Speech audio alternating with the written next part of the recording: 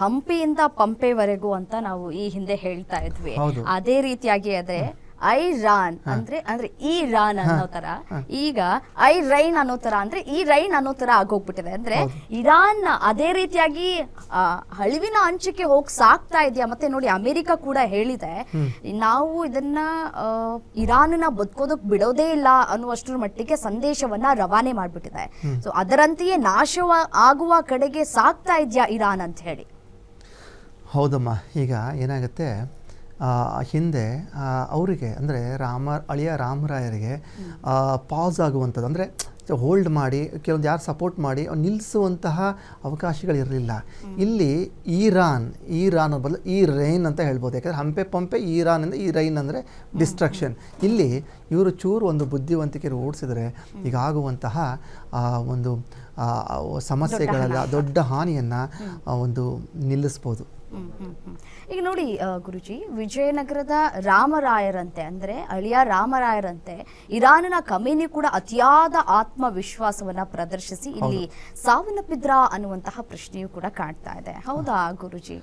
ಹೌದಮ್ಮ, ಈಗ ಹೇಳ್ತೇನೆ ಎಷ್ಟು ಒಂದು ಸಿಮಿಲಾರಿಟಿ ಬರುತ್ತೆ ಅಂದರೆ, ಈಗ ಅಳಿಯ ರಾಮರಾಯ ಅಂತ ನಾವು ಒಂದು ತಾಳಿಕೋಟೆ ಒಂದು ಕೃಷ್ಣದೇವರಾಯರ ಒಂದು ಮಗಳ ಗಂಡನಿಗೆ ಅಳಿಯ ರಾಮರಾಯ. ಇವರು ಅಳಿಯ ರಾಮರಾಯ ಅಂತಲೇ ಒಂದು ಇತಿಹಾಸ ಪುಟದಲ್ಲಿ ದರ್ಜಾ ಆಗಿರುವಂಥವ್ರು, ಇತಿಹಾಸ ಪುಟದಲ್ಲಿ ಇವರು ಪ್ರಖ್ಯಾತಿ ಹೊಂದಿರುವಂಥವ್ರು.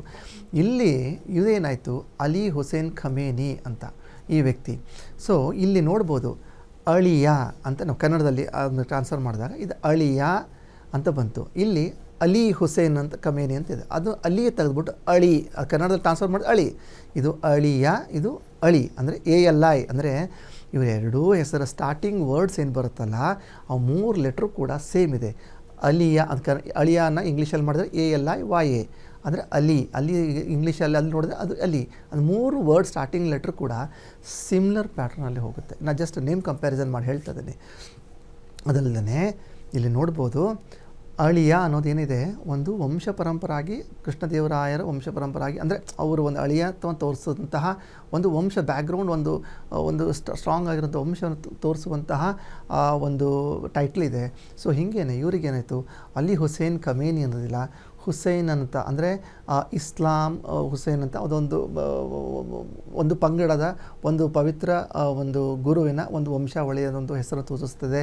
ಅಲ್ಲಿ ನೋಡ್ಬೋದು ಅಲಿ ಅಂತ ಬರ್ತದೆ. ಅಲಿ ಅಂದರೆ ನಥಿಂಗ್ ಬಟ್ ಅಲಿನಾಗುತ್ತೆ.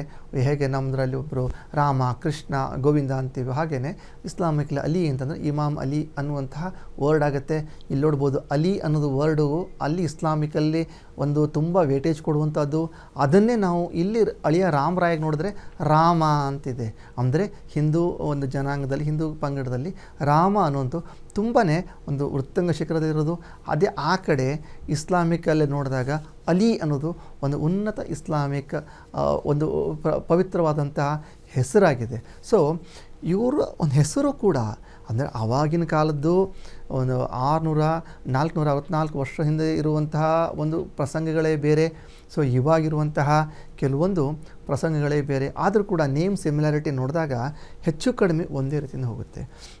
ಇಲ್ಲಿ ಏನಾಗುತ್ತೆ, ಅಳಿಯ ರಾಮರಾಯನ ನೀವು ಒಂದು ನ್ಯೂಮರಾಲಜಿ ಪ್ರಕಾರ ನೋಡಿದಾಗ ಅಳಿಯ ಅನ್ನೋದು 5 ಬರುತ್ತೆ, ರಾಮ ಅನ್ನೋದು 9 ಬರುತ್ತೆ, ರಾಯ ಅನ್ನೋದು 6 ಬರುತ್ತೆ. ಓವರಾಲ್ ಆಗಿ ಇದು 20 ಬರುತ್ತೆ. 20 ಬಂದು ಇದು ಮೂಲ ರೂಟ್ ಬಂದುಬಿಟ್ಟು 2 ಬಂದುಬಿಡುತ್ತೆ. ಈಗ ಇದೇ ಸಿಮಿಲರ್ ಆಗಿ ನಾನು ಅಲಿ ಖಮೇನಿನ ನೋಡಿದಾಗ ಅದು ರೂಟ್ ಬಂದ್ಬಿಟ್ಟು 2ನೇ ಬರುತ್ತೆ. ಅಂದರೆ ಇದು ಚಂದ್ರ, ಅದು ಚಂದ್ರ. ಜಸ್ಟ್ ಕಂಪ್ಯಾರಿಸನ್ ಮಾಡಿ ಹೇಳ್ತಾನೆ. ಯಾಕೆ ನಾವು ತಾಳಿಕೋಟೆ ಯುದ್ಧನೇ ಅಂತ ಸ್ಪೆಸಿಫಿಕ್ ಆಗಿ ಮಾಡಿದ್ದು ಅಂತಂದರೆ ಇವೆಲ್ಲ ತುಂಬ ಮೇಜರ್ ಆಗಿರುವಂತಹ ಒಂದು ಸಂಗತಿಗಳು ತುಂಬಾ ಒಂದು ಹೋಲಿಕೆಯಲ್ಲಿದೆ.